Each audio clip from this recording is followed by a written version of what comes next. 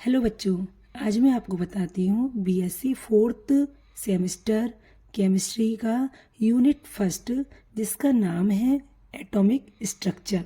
ठीक है, हमारी इस बार केमिस्ट्री जो है वो है quantum mechanics and analytical techniques, Hindi में क्वांटम यांत्रिकी एवं विश्लेषणात्मक तकनीक। इसमें हमारा पहला यूनिट दिया है एटॉमिक स्ट्रक्चर। एटॉमिक स्ट्रक्चर में हमारा बाउ नियम, पाउली अपवर्जन का नियम, हुंड का नियम, ठीक है, कुछ है। एक ये है आया है हमारा श्रोडिंगर इक्वेशन। ठीक, इसके श्रोडिंगर इक्वेशन हालांकि सेकंड चैप्टर में भी है। आज मैं इसके कुछ इम्पोर्टेंट पॉइंट्स बता रही हूँ। Schrodinger equation is central equation of wave mechanics according to following equation. ये वाली इक्वेशन है।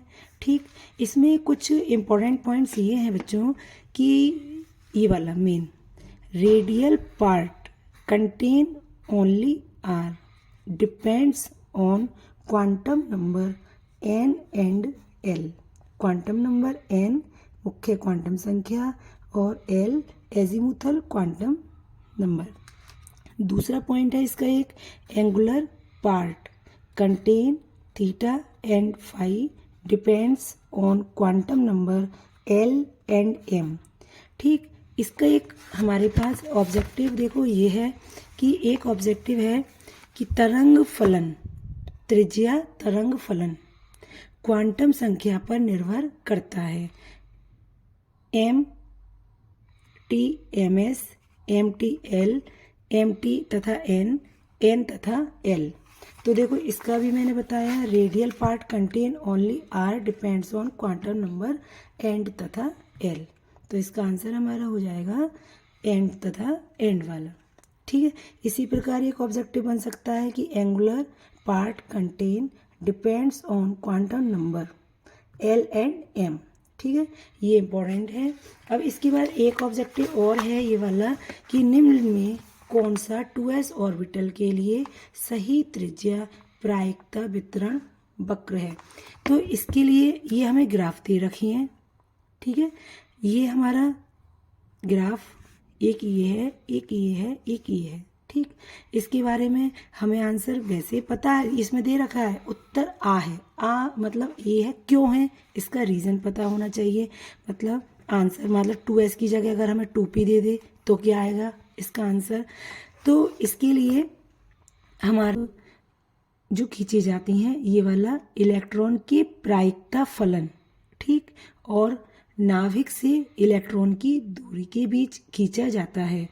इलेक्ट्रॉन की प्रायिकता फलन को इंग्लिश में बोलते हैं इलेक्ट्रॉन प्रोबेबिलिटी फंक्शन। ठीक है, इनके लिए क्या होता है, ये होते हैं हमारे रेडियल प्रोबेबिलिटी डिस्ट्रीब्यूशन कर्व है। देखो इसने पूछा है सही त्रिज्या प्रायिकता वितरण कर्व है, तो क्या है हमारा, इसके लिए कुछ चीज़ें हमें याद रखनी होती हैं। जो एस ऑर्बिटल होता है, एस ऑर्बिटल, उनमें ये चोटी जो होती हैं उनकी संख्या एन के समान होती है। जैसे 1s के लिए 1, 2s के लिए 2। ठीक है, अगर सपोज दैट 2s की जगह वो 2p पूछ लेता, 2p के लिए कितनी होगी, तो 2p के लिए हमारे लिए p ऑर्बिटल के लिए जो होती हैं उनके लिए फॉर्मूला अप्लाई करती हैं n-1। जैसे 2p देगा तो उसके लिए चोटी कितनी बनेगी, उसकी p कितनी बनेगी, 2-1 मतलब 1। 3p के लिए 3-1 इसका मतलब 2। ठीक, इसी प्रकार अगर d के लिए आता है तो d के लिए यूज़ करते हैं फॉर्मूला n-2।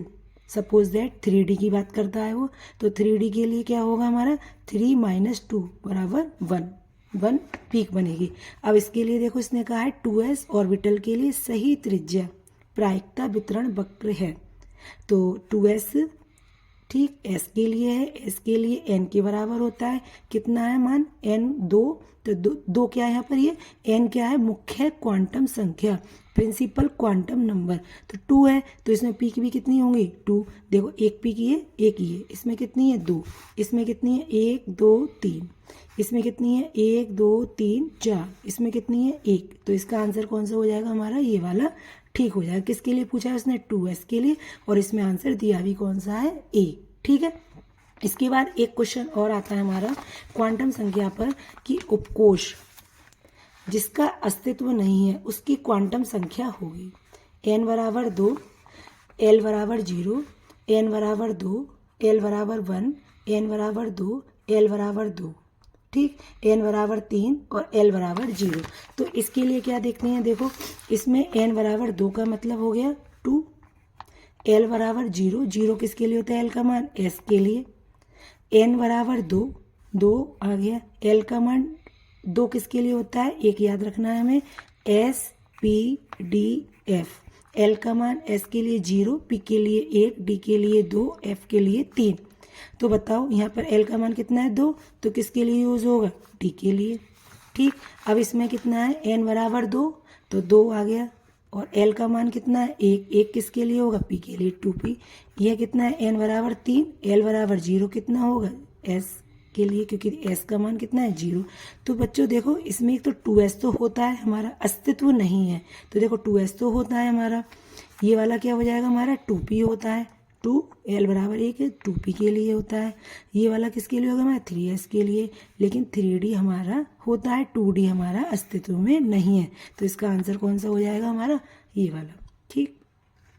इसी प्रकार कार्बन की मूल अवस्था में अयुग्मित इलेक्ट्रॉन होंगे, तो हमारी कार्बन की मूल अवस्था कैसे निकालेंगे, 6c होता है, 1s2, 2s2, 2p2, ये इसकी ग्राउंड स्टेट हो गई, p में 3 ऑर्बिटल ये आ गए, तो कितने हैं 2 इलेक्ट्रॉन, 1 और 1 2, तो कितने अनपेयर्ड इलेक्ट्रॉन हो गए 2, ठीक है।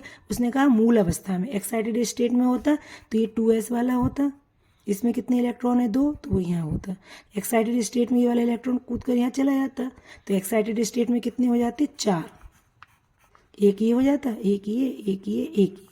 तो अगर वो एक्साइटेड स्टेट कहता तो अनपेयर्ड इलेक्ट्रॉन कितने होते 4, फिलहाल उसने क्या है मूल अवस्था में है, तो उसमें अनपेयर्ड इलेक्ट्रॉन कितने होंगे हमारे 2, ठीक है।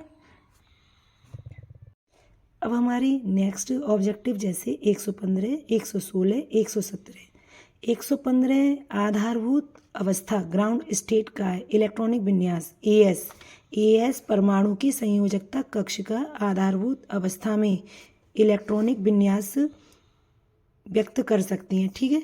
एक ये वाला ऑब्जेक्टिव और एक Fe2 पॉजिटिव वाला परमाणु क्रमांक 26 इलेक्ट्रॉन की संख्या पूछे, डी इलेक्ट्रॉन की संख्या, और एक क्वांटम संख्या से रिलेटेड एक ये वाला ऑब्जेक्टिव है। तो इनको कोशिश करना ऑब्जेक्टिव कौन सा सही है बताना, नहीं आएगा तो मैं इसकी भी एक वीडियो बना दूंगी।